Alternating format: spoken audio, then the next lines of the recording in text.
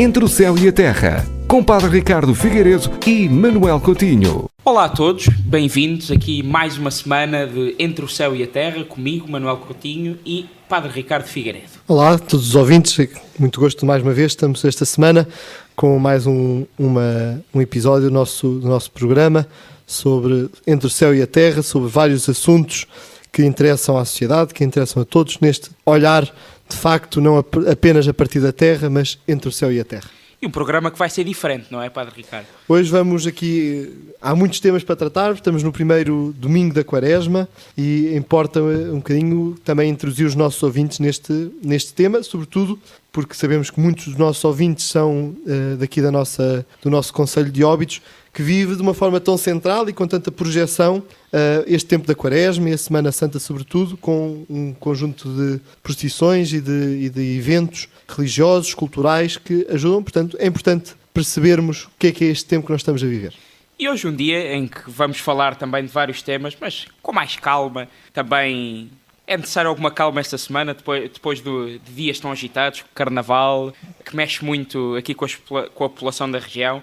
Padre Ricardo, hoje trago-lhe um tema para falarmos e para refletirmos nestes primeiros 15 minutos, que marca a atualidade e que marca o dia-a-dia de todos, que são as redes sociais. Em Portugal, no ano 2017, numa população de 10 milhões de pessoas, sensivelmente, 7 milhões e 200 mil utilizavam a internet. Estamos a falar de 70% da população. 6 milhões as redes sociais. Cartões de telemóvel, então, é uma estatística impressionante. Existem 15 milhões e 100 mil cartões distribuídos pela população, o que significa 148% da população portuguesa. Padre Ricardo, primeiramente, o que é este fenómeno das redes sociais? O que é que ele representa sociologicamente nos dias de hoje? Antes de mais, representa a própria evolução da sociedade, da tecnologia e da capacidade do ser humano se superar a partir da tecnologia. Porque isto foi impensável e foi das evoluções mais rápidas que aconteceu. Hoje já quase não se usa aquela expressão, mas que há uma década se usava muito da aldeia global, e que era porque a internet estava a aparecer e por causa dos telemóveis, etc. E então agora estamos na aldeia global a um nível e a uma dimensão impressionante. E é isto que significa. De facto, estamos diante de uma rede de comunicação, de uma rede de informação, de uma rede de contactos, como nunca tivemos na história da humanidade, e com todos os desafios e com todas as contradições que isto também significa. E falávamos no primeiro programa de uma igreja que se abriu primeiro à rádio, de uma igreja que se abriu depois à televisão. Hoje em dia é uma igreja que também tem e se abre às redes sociais e tem que se abrir? Faz bastante parte do nosso debate, mesmo interno da igreja, sobre a nossa presença nas redes sociais. E a questão mais importante, que é a qualidade da nossa presença nas redes sociais. Porque a questão da qualidade é que é crucial. Porque estar só por estar também vale de pouco. O que nós temos de estar e temos de estar com qualidade. Já Bento XVI foi o primeiro Papa a publicar um tweet na internet, nessa rede do Twitter. E a Igreja procurou, desde logo da sua cúpula, digamos assim, desde logo do Vaticano, procura estar presente nestas redes sociais, sabendo da importância que elas têm e da relevância que elas têm. E, portanto, é uma preocupação da Igreja estar, de facto, nesses meios e nessas realidades. Passemos, assim, para alguns temas mais fraturantes de análise deste fenómeno, questão da amizade. A amizade, como é óbvio, uma característica que marca o homem, um homem virado para o amor, um homem virado para o outro, que só é com o outro. Hoje temos este fenómeno diferente. Temos a amizade física, que sempre marcou o homem, e hoje a amizade virtual. É a mesma coisa? A segunda estragou ou fez degenerar a primeira? A cultura grega usava 3 verbos para falar do amor. Usava o termo eros, que em português veio dar a dimensão do erótico, portanto, do amor erótico, do amor de possuir o outro, do desejar por aquilo que ele é. Havia o termo ágape, que é o amor que é totalmente doação, o amor que se compara como o amor de uma mãe, não é? Exatamente. O amor que se dá totalmente e que se dá totalmente ao outro, que se dá totalmente ao seu filho. Desinteressadamente. Exatamente, que na Bíblia, por exemplo, sempre que se fala em amor ou que se fala em caridade, está a traduzir o termo ágape, é o termo mais mais comum da Bíblia para falar de amor, do Novo Testamento. Quando se diz Deus é amor, estamos a dizer Deus é ágape, é este amor que se dá totalmente, que não guarda nada para si. E há um terceiro termo, que é a filia. E este termo, filia, diz precisamente do amor de amizade. Portanto, podemos dizer, o eros é um amor que recebe, o agape é um amor que se dá, a filia é a síntese dos dois. Ou seja, é um amor que se dá, mas é um amor que também recebe. É um amor de iguais, de semelhantes. E a amizade tem de ser, portanto, e na reflexão depois filosófica ao longo dos séculos, sempre quis dizer isto, esta relação de iguais, esta relação ao mesmo nível. Que acontece nestes vários meios e, portanto, também a possibilidade de haver amizades virtuais, digamos assim. Ainda há pouco falávamos desta questão das novas comunicações, das redes de comunicação, a verdadeira expressão desta amizade pode ser esta partilha sincera e verdadeira. O que acontece é, estamos diante de uma barreira. Ou seja, os meios de comunicação, escrever a uma pessoa diante de um computador, é diferente do que estar a falar com ela face a face. E neste tempo em que as redes sociais têm tanto peso, nós muitas vezes notamos isto. É que muita gente, atrás do computador, é uma coisa totalmente diferente daquilo que é no trato face a face. E isto é qualquer coisa, quer dizer, que toca por vezes quase o patológico. Desvirtua esse... Toca quase o patológico. Mas desvirtua esse mesmo contacto físico no contacto virtual? Desvirtua o primeiro? Podes virtuar, porque nós temos à partida ideias, ou seja, há pessoas que escrevem certas coisas na internet, quando nós lemos pensamos, esta pessoa é de uma violência terrível. Já me aconteceu, uma pessoa que eu vi o que ela escrevia em comentários de Facebook, eu penso que é uma pessoa violentíssima por causa do nível de linguagem, da forma como dizia, da forma como atacava. E quando conheceu a pessoa... Quando a conheci pessoalmente, parecia uma pessoa calma, simpática, cândida. Era outra coisa. E isto cria máscaras nas pessoas. E estas máscaras são algo de perigoso e que nós sabemos, até por processos judiciais e tudo que vão surgindo, é que estas máscaras são perigosas e podem levar a... Há um certo empoderamento que as redes sociais fazem. As pessoas sentem-se impunes quando falam virtualmente. Perfeitamente. E isso pode exponenciar... Quer dizer, isso... exponencia a violência verbal. A violência sempre foi uma realidade que foi gerida na sociedade, né? Em todas as formas de convivência do ser humano, desde os índios, até à Grécia. Uma questão sempre foi a gestão da violência, porque o ser humano é violento, faz parte do nosso ser a ser violento. E sempre houve esta gestão da violência, sabendo que, por exemplo, o que significou na Revolução Francesa, por exemplo, a tomada da Bastilha, em que a população toma armas e fica uma população armada, e depois toda a formação do exército moderno a partir deste acontecimento, significa uma necessidade de gerir a violência, e uma violência então que tem de ser controlada e que tem de ser dominada para ser aplicada em função do bem comum. Ora, uma violência totalmente gratuita, uma violência que... impune, que mais ou menos impune, porque já começam a surgir processos em tribunal e até laborais. E várias coisas. Temos pessoas com processo de despedimento por criticarem os patrões nas redes sociais. E for só criticar é uma coisa, não é? Mas também outras coisas. Exato, e difamação. E a difamação é, a meu ver, talvez a coisa mais perigosa aqui, porque gravosa, é uma exato. Expressão de uma violência que é brutal. E, portanto, a gestão desta violência, que faz parte daquilo que é o género humano, daquilo que é a raça humana, tem de estar sempre... E nós estamos no momento em que ela está totalmente descontrolada e totalmente entregue a si própria. Mas quem perpetra esses comentários difamatórios, normalmente a resposta é: mas as redes sociais são uma arena livre. Devido à falta de regulamentação, acham que é uma arena onde tudo pode ser dito. Por exemplo, a rede social assim, mais conhecida hoje em dia é o Facebook. Exatamente. E ele tem, o próprio Facebook tem padrões de responsabilidade pessoal sobre aquilo que se escreve, sobre aquilo que se diz, sobre aquilo que se... E tem muitas vezes um controle em que há um processo de poder denunciar quando há difamação, de denunciar. E há páginas que são bloqueadas. E nós próprios podemos contribuir para esse bloqueio. Estamos a falar de difamação quando podemos falar de bullying e muitas vezes pessoas que se suicidam devido a essa violência verbal. Pronto, tem de haver uma política de gestão desta violência. Agora, se ela é eficaz, não sei. Estar só à espera de leis para gerir isto também parece-me perigoso. Isto tem de passar do senso comum, tem de passar pelo bom senso de todas as pessoas. E vivemos numa sociedade que precisa de leis ou que se consegue reger pelo bom senso? Manel, bem, Há falta de bom senso ou estamos iguais? É um padre que está a falar Claro. e eu penso muitas vezes que o bom senso é o bem mais mal distribuído sobre a face da Terra. Que as pessoas não têm bom senso muitas vezes. E depois, sendo um padre que está a falar, também a nossa fé católica sempre afirmou a doutrina do pecado original. Ou seja, o ser humano tem uma natureza decaída. Portanto, por muito bons que nós possamos ser, nós sabemos que volta ou não volta, nós que vamos cair no erro e vamos cair no disparate. E, portanto, é sempre importante nós termos consciência de que a nossa natureza humana, com muita facilidade, pode cair para esse disparate e pode cair para a violência.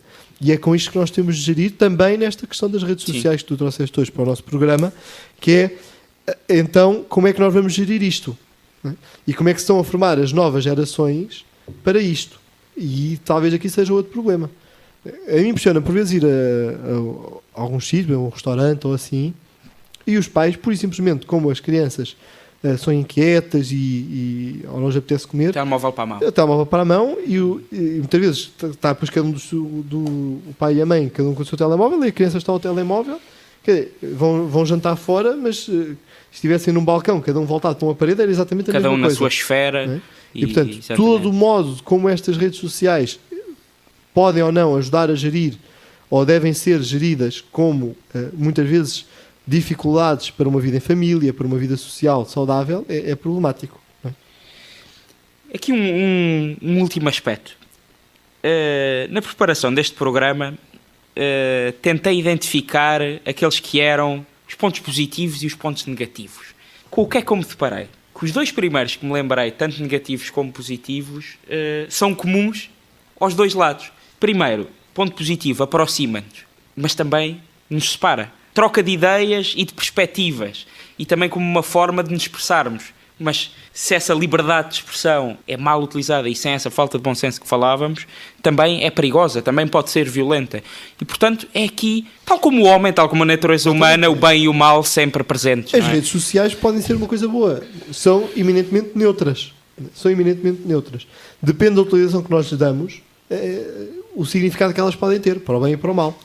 E esta é que é a verdadeira dimensão que nós temos todos de sentir-nos responsáveis, desde a educação das crianças, desde pequeninas, sentirmos responsáveis por educar para o bem comum, educar para o serviço, educar para uma consciência mais viva e mais forte deste sentir de comum e deste bem para todos. Portanto, redes sociais que são apenas um exponenciar de violência, que são apenas um ataque mútuo, não é? Que de vez em quando há comentários, há notícias no Facebook que são ringues de boxe, quase, não é? Sem a coragem de podermos levar de facto com algo que nos violente, não é? Mas que nós precisamos ter também esta coragem, então depois de dar a cara e de assumir a responsabilidade diante disto. E depois temos a parte boa, não é?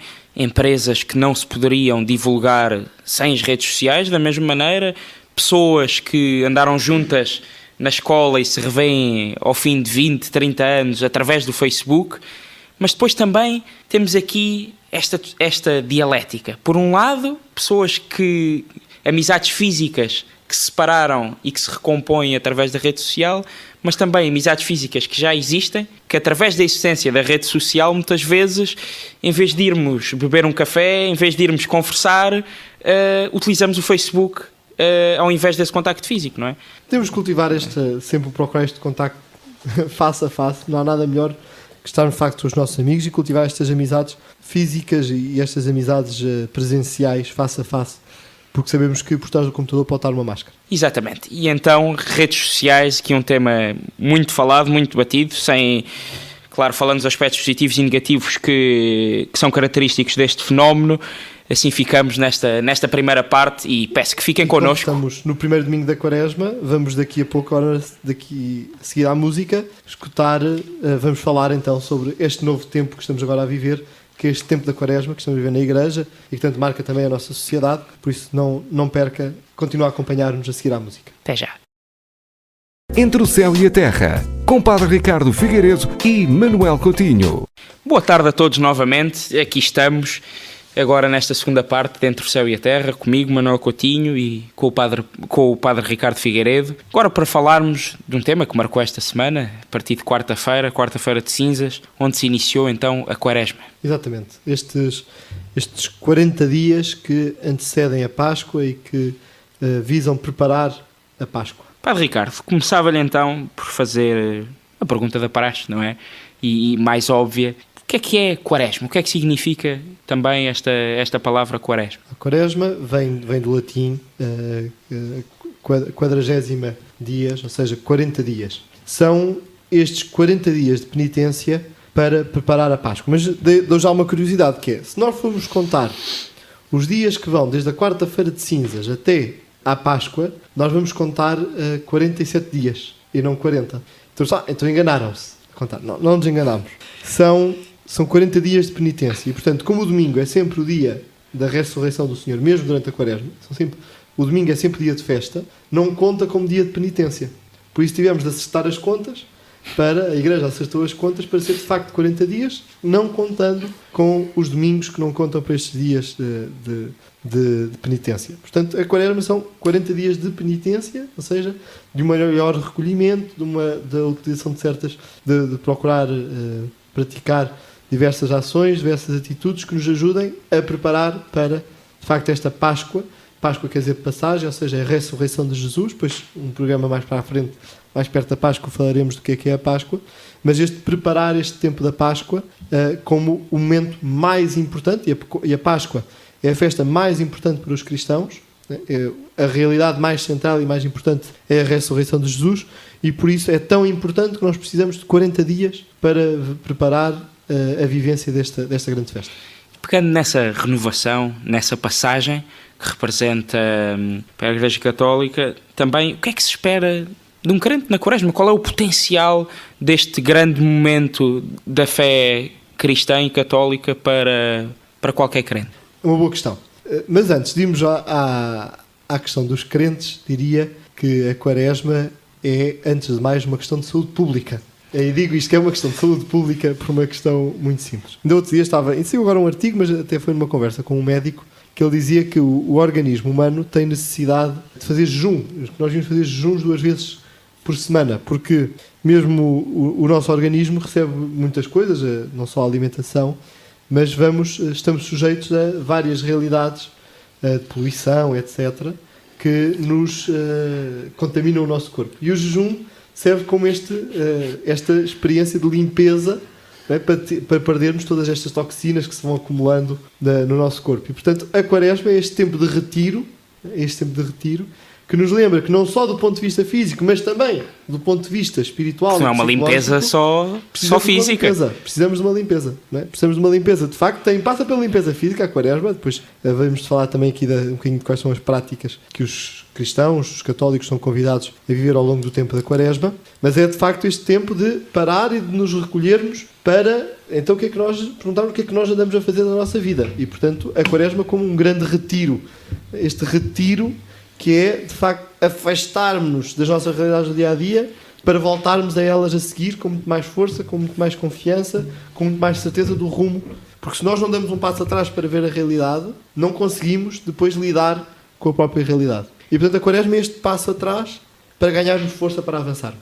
E há aqui um momento importante também para não crentes? Aqui uma oportunidade, um tempo de oportunidade ou não? Sem dúvida nenhuma.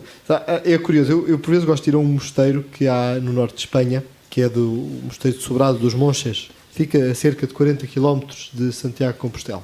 É um mosteiro que está muito ligado também à arte contemporânea, há lá um monge que é pintor, tem várias obras espalhadas pela zona da hospedaria para quem vai de fora, onde eu fico, e é assim um espaço de diálogo e de silêncio. E é muito curioso ver, todas as vezes que eu vou lá, nós depois há o refeitório para as pessoas que estão na hospedaria. E nós vamos ao longo daqueles dias lá, vamos ficando e vamos tocando as mesas e vamos conversando uns com os outros. E é muito curioso ver como tantos não crentes, pessoas que dizem que não têm fé, mas vão ali passar 4, 5, 6 dias, 10 dias para se retirarem do mundo. E vão ouvir os monges a cantar e a rezar, cantam muito bem, assim no estilo gregoriano, em espanhol, mas em estilo gregoriano, e quantidade de gente que vai lá para estar, mesmo gente sem fé. E, portanto, mesmo nos não crentes, há esta necessidade, e vão sentindo esta necessidade de se retirarem, de se recolherem, E, portanto, a quaresma para os cristãos tem de ser, se quem não tem fé já percebeu isto, para nós que há 2000 anos que temos esta construção e este crescimento desta consciência da quaresma, para nós, então, ainda por maioria de razão, nós temos de estar atentos e temos de estar dispostos a ver este tempo assim de quaresma. Então, a necessidade daquele silêncio que falávamos no primeiro programa, através da nossa sugestão literária. Exatamente. Padre Ricardo, e quais é que são os diferentes momentos destes 47 dias, 40 dias, que marcam estes dias? Podemos dizer que estão divididos, sobretudo, em duas partes. O tempo da quaresma mais longo, portanto, que vai da quarta-feira de cinzas até ao quinto domingo da quaresma, e depois aqueles últimos 2 domingos, como o tempo que se chamava na liturgia antiga o tempo da paixão, ou seja, o momento em que nós somos convidados de forma particular a estarmos atentos e a estarmos centrados já nos acontecimentos da paixão e a viver este tempo. E, portanto, nesta primeira fase somos chamados a experimentar todo este retiro quaresmal como este processo de conversão e, portanto, lançarmos mão das várias práticas que condensam em 3 dimensões, o jejum, a esmola e a oração, e depois aquelas últimas 2 semanas como o tempo para nos concentrarmos com mais força e com mais atenção na vivência da paixão e a preparação imediata para a Páscoa e, portanto, para a conversão de vida. Porquê a cor roxa?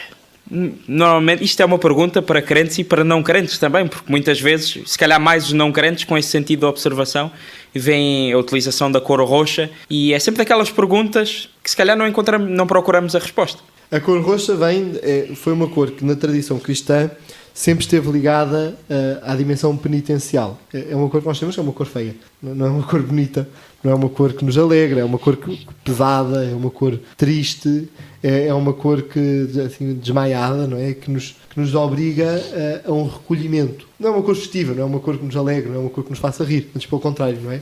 É uma cor que nos pesa, que nos faz peso sobre os ombros. E, portanto, para nos lembrar que este é o tempo da penitência, este é o tempo da conversão. Então, e falando no simbolismo dessa cor, o que é essa penitência neste tempo quaresmal? Eu já dizia há pouco, os cristãos são convidados de forma particular a 3 práticas: ao jejum, à esmola e à oração. E esta é a verdadeira penitência da quaresma. Geralmente, para o jejum, as pessoas sabem todas qual é a prática do jejum. O jejum é abster-se de comer carne às sextas-feiras da quaresma, o abster-se de carne e reduzir a quantidade de alimento na quarta-feira de cinzas e na sexta-feira santa. Portanto, esta dimensão física, que eu dizia até há pouco naquela conversa com um médico, meu amigo, que ele dizia que hoje cada vez mais a medicina sugere que as pessoas façam de facto pelo menos um dia de jejum por semana para esta limpeza do próprio organismo e, portanto, este sentir esta falta e sentir também a nossa debilidade, porque um dia sem comer ou com uma redução muito grande da alimentação custa, não é? E sentimos a nossa não tão dispostos e com a cabeça mais cansada. Claro que só está obrigada a esta prática nestes moldes, pessoas adultas saudáveis, né, sem problemas de saúde e portanto são convidados a isto. As outras pessoas, portanto, as pessoas mais idosas e as pessoas mais novas, convém que os mais novos que vão sendo introduzidos já nestas práticas, sabendo que ainda não podem viver ainda plenamente nesta prática adulta, e as pessoas mais idosas com todo o cuidado e com toda a prudência diante do seu estado de saúde. Portanto, jejum, primeira prática. A esmola, somos convidados de forma particular à esmola, a pôr de parte algum dinheiro, sobretudo ligado à prática depois do jejum, mas outras coisas que nós possamos prescindir ao longo da quaresma, de luxos e de coisas a mais, e, portanto, de guardar esse dinheiro para partilhar com os que mais necessitam. O Patriarcado de Lisboa e todas as dioceses têm sempre um destino para aquilo que se chama como renúncia quaresmal, ou seja, todas aquelas coisas que nós renunciamos na quaresma. Este dinheiro é entregue depois ao Patriarca, que o destina normalmente a ajudar pessoas que mais necessitam, e, entretanto, será também divulgado qual o destino da renúncia quaresmal deste ano.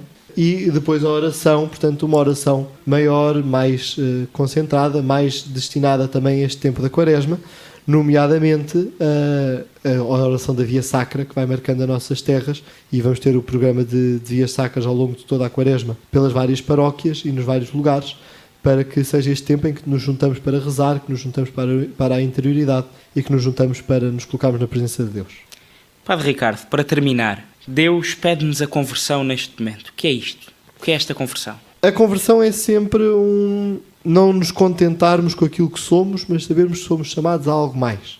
Ou seja, a nossa vida nunca se realiza apenas naquilo onde já estamos e na realidade em que nós já estamos, mas nós somos sempre convidados a um mais, a uma outra realidade maior que nos ultrapassa naquilo que nós somos e que nos ajuda a sermos mais, com maior qualidade, aquilo que nós somos chamados a ser. E é esta a conversão verdadeira que Deus nos chama. É, de facto, a superarmos-nos, não pelas nossas forças, mas a partir da força da graça de Deus. Como dizia um autor, Jean Daniel Lu, os heróis mostram onde o ser humano é capaz de ir, os santos mostram onde Deus é capaz de ir. E é precisamente este poder da graça de Deus em nós, o poder da ajuda de Deus, que nos mostra a verdadeira conversão.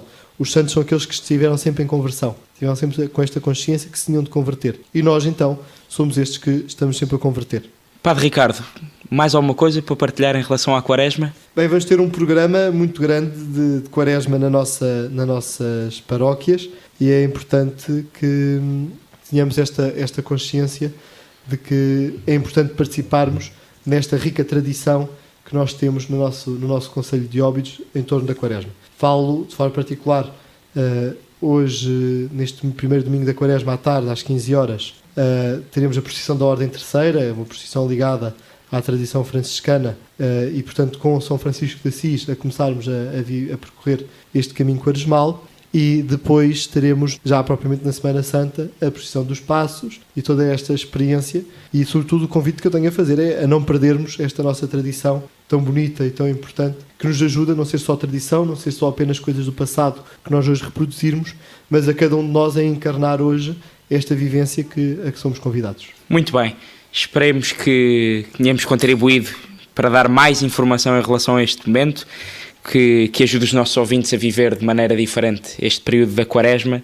Não percam esta nossa terceira parte já a seguir, depois de um breve intervalo. Com temas da atualidade. Com temas da atualidade, é verdade. Ou com um tema, sobretudo, da atualidade. Exatamente. Até já. Até já. Entre o Céu e a Terra, com Padre Ricardo Figueiredo e Manuel Coutinho. Boa tarde novamente, bem-vindos novamente Entre o Céu e a Terra, agora para esta última parte, terceira e última parte, exatamente. Padre Ricardo, falemos agora de um assunto que marcou estas últimas semanas, que muita polémica gerou, muito comentário, muita confusão. Declaração do Cardeal Patriarca Dom Manuel Clemente, da Diocese de Lisboa, em relação a este convite à abstinência sexual dos recasados. Divide a Igreja Portuguesa, outros títulos dizem abstinência sexual nos recasados divide a Igreja, será uma proposta ridícula, artigos de opinião, a Igreja anticristo, a Igreja dividida. Do que é que se trata este tema, efetivamente? É divisão? Olha, Manuel, nada de novo. Esta proposta que o Sr. Patriarca, Dom Manuel Clemente, fez neste documento que ele publicou, é a mesma proposta que o Papa Francisco faz na exortação apostólica, que toda a gente agora cita para desautorizar o Dom Manuel Clemente. É a proposta que Bento XVI já fazia, é a proposta que já João Paulo II já fazia, não é? E que é uma proposta para os católicos que estão nesta situação. Hoje nós vivemos uma altura em que toda a gente tem de comentar tudo e toda a gente tem de ter uma opinião sobre tudo. Mas esta proposta é para os católicos. Portanto, quem não vai à igreja, quem não quer ter uma vida de compromisso com a Igreja Católica, não sei para que é que comenta, porque não lhe diz respeito. Agora, para os católicos, como tu dizes, também vários artigos falam de Igreja dividida, e houve, inclusive, logo vários padres que saíram a contrariar e a dizer que o Dom Manuel Clemente estava errado na proposta que fazia.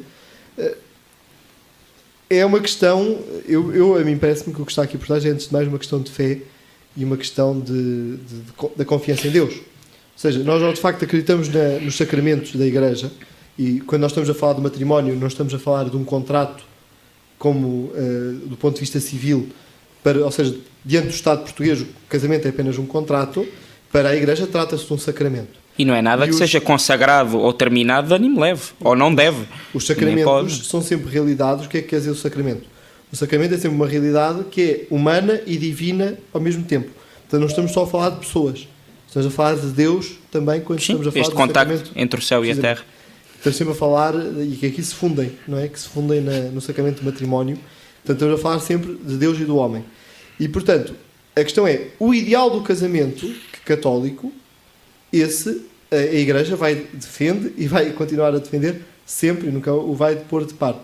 E faz parte deste ideal do sacramento o acreditar e o defender que Deus ajuda e a graça de Deus ajudam para o casamento ser possível e para o casamento ser para sempre. Tudo o que contraria este para sempre do casamento, a Igreja não pode aceitar. Agora, a Igreja sabe que, por várias circunstâncias, este para sempre não se realiza de facto na vida de algumas pessoas. Diante deste não se realizar o para sempre na vida de algumas pessoas, a Igreja põe primeiro uma questão, será que o casamento foi válido? Ou seja, será que no momento em que aquelas pessoas estavam a casar, elas tinham consciência do que era o casamento, elas sabiam o que estavam a celebrar, ou estavam em erro? E aqui põe-se antes de mais, e é aquilo que o Papa Francisco propõe, e que o Dom Manuel Clemente também propõe neste documento, verificar a nulidade. Verificar a validade do sacramento. Portanto, verificar se ele é nulo. Se ele é nulo. Pode ser nulo. Exato. E nós sabemos, e quem acompanha um bocadinho os casais percebe muitas vezes isto, grande parte dos casamentos são nulos. Ou seja, grande parte, até do ponto de vista biológico isto se compreende. Quando uma pessoa está apaixonada, há uma reação no cérebro em que a parte racional fica como que constrangida, dificultada de utilizar. E as pessoas, por vezes, vão para o casamento sem esta consciência, sem esta parte racional a trabalhar, e vão apenas por sentimento, apenas por afeto. Ora, quando há este bater com a realidade que é o casamento, que é a vida de facto a dois, é que acaba-se a paixão e a parte racional começa a funcionar e começam a perceber que, afinal, aquilo que se comprometeram no dia do casamento não estão a viver e não era aquilo que queriam quando estavam a ver.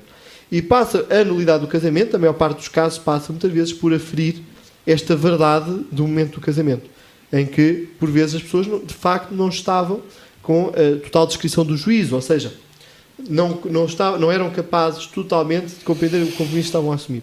E aqui a declaração de nulidade. Depois deste primeiro momento, de se avaliar a validade do sacramento, se não for possível provar que o casamento foi nulo, ou se ele foi de facto válido, no momento do casamento, portanto não há nada a pôr, vamos ver então o momento seguinte, que é, muitas vezes quando as pessoas vêm pedir a nulidade já estão numa nova união, já se casaram, já se recasaram, né? Portanto, já casaram, antes de saberem a decisão. E muitas vezes já têm filhos, até quando põe esta questão. Muitas vezes acontece que é pessoas que tiveram o primeiro casamento, divorciaram-se, casaram a segunda vez civilmente, estavam afastadas da Igreja durante todo este tempo, e no momento em que vão pôr os filhos da segunda união na catequese, por exemplo, voltam-se a aproximar da Igreja, voltam-se a aproximar da fé e da vida de fé e da vida da Igreja. Mas nesse casamento e nessa procriação, vá lá, antes de saberem da decisão, estamos a falar de um caso de adultério, por exemplo? Perante os olhos da Igreja e da fé cristã. A nova união constitui um caso de adultério, exatamente. Porquê? Porque é uma nova relação quando há um vínculo anterior que não foi, exatamente. Que é indissolúvel. Ou aparentemente indissolúvel, até ser avaliado na questão da nulidade. Padre Ricardo. Portanto, as pessoas reaproximam-se e o que é a proposta é, estou aqui a fazer um caminho com as pessoas, em que pode passar para as pessoas poderem ter, a questão é, se as pessoas não, porque o que conversa muito foi a questão da abstinência sexual. Parece que se as pessoas não aceitarem a abstinência sexual, então estão fora da Igreja. Não é assim. Não é? Ou seja, para acederem aos sacramentos, é a proposta a abstinência sexual. Ou seja, o viver como irmãos. E como é óbvio, nós sabemos que isto é difícil e é um caminho que os casais católicos que vivem nesta situação são chamados a viver. Mas sabemos que é difícil. Se a pessoa vê, de facto, pela idade em que tem, pela vida do casamento, não é capaz, sabe que está impedida, digamos assim, de participar nos sacramentos.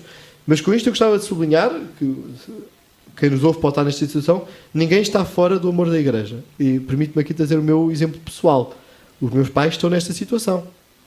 Estavam nesta situação quando eu nasci, durante toda a minha, até eu ser padre. Meus pais estiveram nesta situação. Ou seja, meu pai teve um primeiro casamento, correu mal, e a minha mãe, depois que mais tarde conheceu a minha mãe, de onde nasceram, que nasci eu e nasceu o meu irmão, não é? Ou seja, e não foi por eu nascer de um casal assim que Deus deixou de fazer história comigo e de me escolher para padre, até, não é? Portanto, este casal, claro que quando eu fui ordenado padre, a minha mãe me pergunta se podia comungar na missa nova do seu filho, não é? Quer dizer, eu que nasci da minha mãe, se posso... Mãe, não podes comungar. Não, ou seja, a tua situação não te permite assumir e dar este passo e desta vida sacramental. Claro que é uma coisa que custa a um filho dizer isto a uma mãe e é difícil, há muito sofrimento por trás disto. Mas a questão, sobretudo, é de verdade com a situação da pessoa. Não é? E é em todo este processo de verdade que nós estamos, e o que Dom Manuel Clemente fez não foi outra coisa senão recordar aquilo que já era a doutrina da Igreja, recordar aquilo que já era a praxis da Igreja, com a consciência, e é curioso, quando o Papa João Paulo II esteve em Portugal, em Braga, num discurso, voltou a sublinhar isto, a Igreja sabe, quando propõe isto, está a ser sinal de contradição. Está a ser sinal de contradição. Ou seja, a Igreja não está a ir na onda da Está a cumprir o seu dever, não é? Está a cumprir o seu dever de viver os sacramentos e viver esta verdade da história de Deus connosco. E a verdade, e mantê-la. Da verdade dos sacramentos. Padre Ricardo, então, o que é esta exortação apostólica Amoris Laetitia que cria toda esta confusão e propicia o comentário até do próprio Dom Manuel Clemente? Esta a exortação apostólica pós-sinodal foi depois de 2 sínodos que o Papa Francisco convocou para tratar este assunto. Depois destes 2 sínodos e deste documento, este documento teve uma relevância muito grande. Amoris Laetitia, para quem não sabe latim, quer dizer a alegria do amor. Ou seja, o Papa Francisco quis colocar a questão, não tanto o acento na consciência de pecado e na noção de pecado, mas na alegria da vivência do amor humano e do amor do casal. E esta foi a grande questão. Ou seja, o Papa quis, com isto, mudar o paradigma de análise. E a mudança do paradigma de análise não pode ser a partir do cumprimento de leis e do cumprimento de paradigmas pré-determinados, mas de facto uma mudança de paradigma em que o centro passa a ser de facto a alegria do amor e a alegria da vivência deste amor. E nisto o Papa chama a atenção para a necessidade da mudança de percurso que nós temos de fazer com as pessoas. Não ser de imediato a tirar leis e a tirar normas e a tirar proibições para cima das pessoas, uma noção de portagem, não é? De pôr limites à vida da pessoa, mas antes disso acolher a pessoa. E portanto, o que o Papa Francisco faz com este documento que referiste, a alegria do amor, a Amoris Laetitia, é, antes de mais, a Igreja tem de acolher. E depois de acolher, fazer um percurso com as pessoas para compreenderem. Sabendo que, como é óbvio, nesta situação em particular, as pessoas estão sempre numa situação de contradição, ou seja, uma pessoa que não consegue provar que o casamento é nulo e continua com a união normal, como se fosse um casamento, com a nova união, está de facto numa situação irregular, né? Portanto, de pecado grave. E portanto, estas pessoas estão sempre impedidas de participar dos sacramentos, porque seria uma contradição admiti-las ao sacramento, né? E portanto, o que Dom Manuel Clemente faz foi sublinhar que a proposta da Igreja continua a ser a proposta de sempre, sabendo com isto tudo que é sinal de contradição para o mundo e que o mundo não aceita. Mas se nós estamos preocupados em agradar o mundo, a Igreja já tinha desaparecido. Só dura 2000 anos porque está preocupada em agradar a Deus. E exatamente, temos aí uma questão muito importante que eu acho que não foi percepcionada ao longo destes dias, não foi tida em conta, que é Deus criou-nos dando-nos liberdade. Exatamente. Liberdade de opção. Exatamente. Isto não foi uma imposição da Igreja, uma imposição de Dom Manuel Clemente, uma imposição de Papa Francisco. Até porque afirmavam até, via esse comentário, de que Dom Manuel Clemente estava de costas voltadas a Papa Francisco. É errado. Quem ler o documento, e o problema é que as pessoas fazem estes comentários com ideias e com aquilo que ouvem dizer. Quem vai ler o documento, é um documento de 4 páginas, que eu recomendo vivamente. É um documento muito bonito na forma como trata o assunto e muito profundo na forma como trata o assunto. E é um documento competentíssimo e que as pessoas não devem ficar apenas pela opinião nem pelo que ouvem dizer, mas devem ficar por aquilo que exatamente Dom Manuel Clemente quis dizer, que é, há uma proposta que a Igreja quer fazer e está a fazer, e que quem quiser abraça, mas quem não quiser abraçar sabe que incorre numa situação que não pode ser vivida assim. E, portanto, a participação dos sacramentos não é uma realidade democrática. A participação dos sacramentos é dom de Deus e graça de Deus que nos chega por meio da Igreja. com este amor e com esta liberdade também de opinião. Agradeço-lhe, Padre Ricardo, aqui por ter dado alguma lucidez a este debate e por ter trazido aqui a informação necessária para podermos emitir as nossas opiniões. Padre Ricardo, passando para um tema mais calmo, menos hostil e que suscita menos discussões e animosidades, passemos então para a nossa já habitual sugestão literária. Trago aqui um livro de Mário Vargas Llosa, Prémio Nobel da Literatura, Civilização do Espetáculo, onde ele fala desta cultura desvirtuada, principalmente desde fenómenos como o Maio de 68, que tentaram desconstruir esta cultura, numa cultura onde é arte uma tela branca com uma bola vermelha no meio, numa cultura em que é arte um aquário apenas com um tubarão embalsamado lá dentro, e outras... E claro que estamos no domínio da subjetividade e de juízos de valor. Podemos concordar ou não com esta perspectiva da cultura, mas o que é que tem a dizer sobre este livro, autor, sobre este tema? Olha, esta questão da cultura e da profundidade da cultura que nós vivemos diz muito, e sobretudo as expressões artísticas sempre disseram muito daquilo que vai no coração do ser humano. E a questão da cultura é, de facto, o que é que o homem ocidental, o que é que o ser humano ocidental de hoje, contemporâneo, o que é que de facto o move. E a arte muitas vezes é sinal disto, é sinal de uma desconstrução e de um tempo de crise. E nós estamos a viver uma crise profunda que, antes de crise económica, é uma crise espiritual e é uma crise de valores. E, portanto, estas expressões artísticas, e Mário Vargas Llosa, penso que é neste sentido que vai, ele está a fazer o diagnóstico de uma crise profunda que se está a viver na nossa sociedade ocidental, que tem esta expressão na arte. Fica, antes de mais, um desafio. Seria interessante ler a história, e muitas vezes isto falha, mas ler a história a partir da produção artística. E muitas vezes as pinturas e as peças de arte que nós temos de certas épocas são o grande testemunho daquilo que é o que vai no coração do ser humano. No último programa também falámos da história enquanto interpretação.